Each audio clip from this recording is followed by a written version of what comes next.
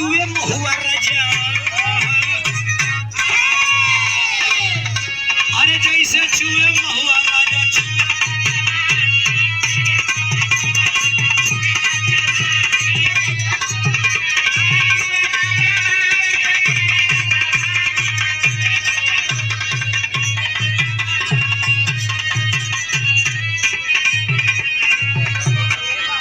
अरे जाओ, अरे जाओ, अरे जाओ।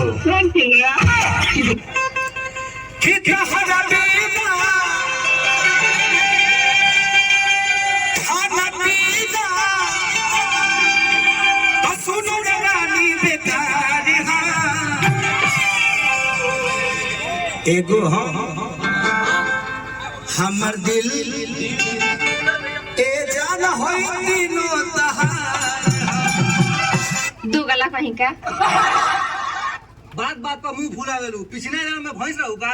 रंगो बात बात में भौंके लागेली, पिछला जन्म में कुत्ता रही का। मैं जा रही हूँ। कहाँ जा रही हो? मैं जा रही हूँ। अच्छा सुनो, मैं तुमसे एक बात कहना चाहता हूँ। फाइनली जल्दी कहो, मेरे पास टाइम नहीं है। बात भोचड़ी की करिया ठीक।